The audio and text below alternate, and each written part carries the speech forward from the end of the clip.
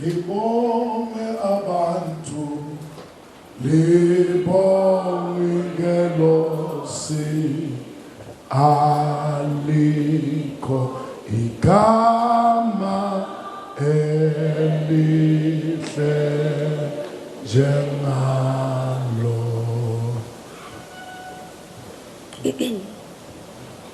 Deputy President, Provincial Chairperson, Premier of the Province, Mayors, members of the MNC, the Judge President, Provincial Commissioner of the Province and the SAPS, traditional leaders, all protocol observed.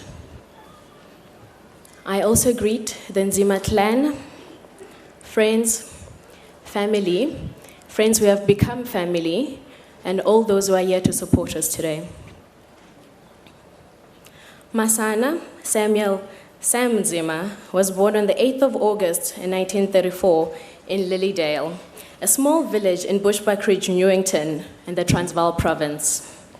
He was the last-born son of Kishini Phabane Nzima and Vuyaze Khoza from the Khoza royal family. Brasem, as he was affectionately known, grew up on the farm where his father worked and where they lived as a family.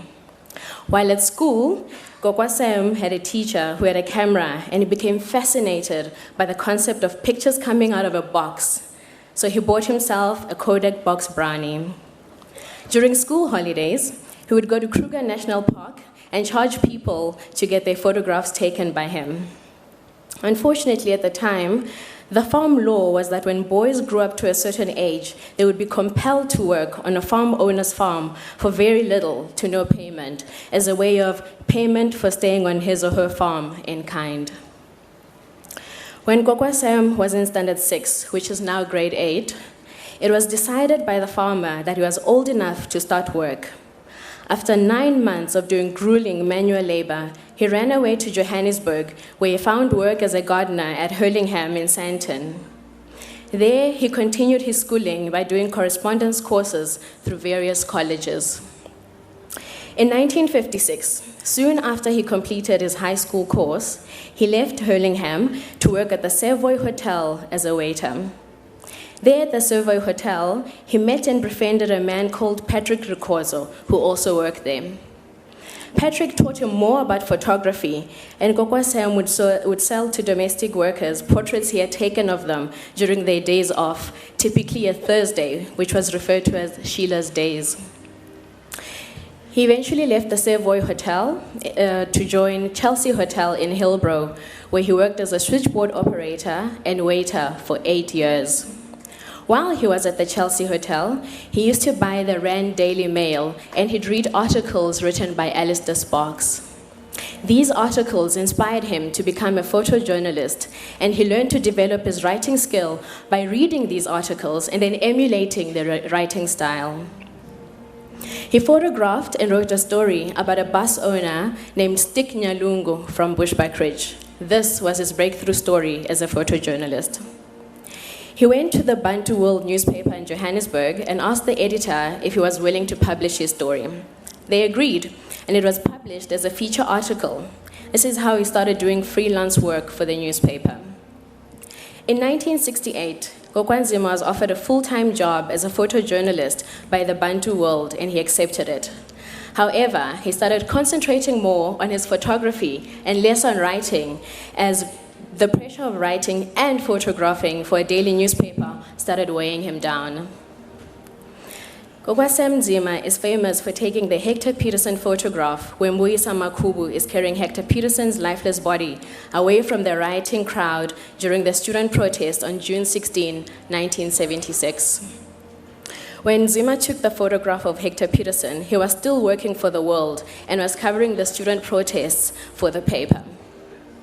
Towards the end of 1976, the South African security police started targeting and going after students and journalists, as well as photographers who had been at the June 16 Soweto uprising, and this carried on into the late 1970s. Sam was particularly targeted for his role in capturing the June 16 image and was declared an enemy of the state with an instruction to shoot him dead if found anywhere near a protest or students' march. A friend of his, who was a member of the notorious police special branch at the time, informed Sam that he was a targeted man and should stay away from taking pictures at protest marches. He was constantly harassed by police and was once invited to John Foster Square for tea. His editor, Percy Goboza, advised Sam never to be found at John Foster Square, but the police still followed him around. He was constantly visited by police at odd hours of the night. Their press car was always followed by unidentified vehicles. When the World newspaper and other publications were banned in 1977, Sam thought it was time to retreat to his home village of Lilydale. He hurriedly left his wife and children at his Shawela home in Soweto to set up a liquor business in Lilydale. His wife and children followed him a few years later.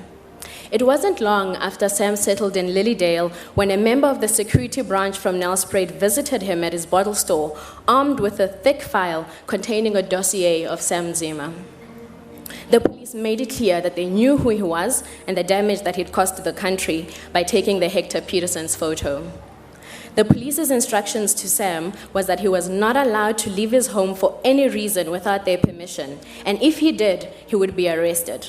To ensure that he complied, they checked up on him every single Friday for 3 months. At the height of rebel fighting in Mozambique, Nzima's home became a refugee camp for many Mozambicans and supported by Operation Hunger, which provided food, clothing, and blankets. In 1979, he was appointed by Chief Minister Hudson Zangwesi to become a member of the Legislative Assembly in the homeland of Gazankulu. After 22 years of fighting for the rights to his photograph of Hector Peterson, Nzima was finally awarded copyrights to his picture in 1988, when the Argus Group sold its newspaper to the Independent Online Group. Brian Moulter, who represented the Argus newspapers at the time, told Sam that the picture had been circulated enough to the point where he didn't think there was much value left in it. Sam's image has been widely publicized and exhibited all over the world, mostly unauthorized and without acknowledgement of the man behind the photo. This is the image that inspired many in the world and in South Africa to take up arms and support the liberation struggle. This is the image that made the Time magazine headlines in 1976, revealing to the world the brutality and ruthlessness of the apartheid system. In 2016, Sam Nzima's photo was recognized by Time magazine among the top 100 influential images of the century. Due to lack of funding, unfortunately, Sam could not travel to receive this prestigious recognition, but instead, his grandson Mpati, who spoke earlier, represented him in October 2016 in New York. Sadly, through all these years, Sam Nzima hardly got recognized back home in South Africa, where it mattered most.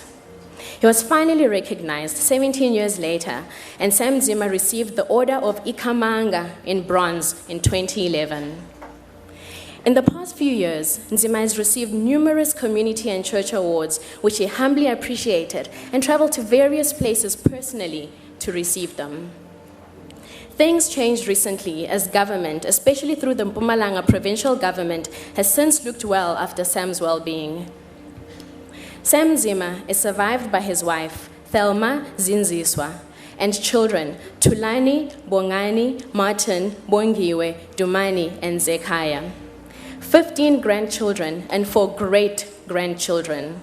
He leaves behind his only surviving brother, Mangwane Nzima. Lala ngoxolo mazibuko, Mwelasa, Manzenzulu, Puthini, Khondlo, lala ngoxolo mgabo wamafu. Emnyama ekhanya ngamathothela, Manzenzulu, Zibuko, liwile ngotondolo lingakawela. Rest in peace, rest in power Sam Nzima. Emnyama ekhanya ngamathothela, Nzima. Emnyama ekhanya ngamathothela, Nzima. Let's give them a round of applause, ladies and gentlemen, for what the job that they've done. That was Ntokozo and Tinyiko. We go forward with our program, ladies and gentlemen, because we are behind time. We are now going to get our Honorable Premier, Mem Tsweni, to come and give remarks, as well as the introduction of our Deputy President. Ladies and gentlemen, let's give a round of applause while she's ascending to the stage. Let's give her a round of applause, please.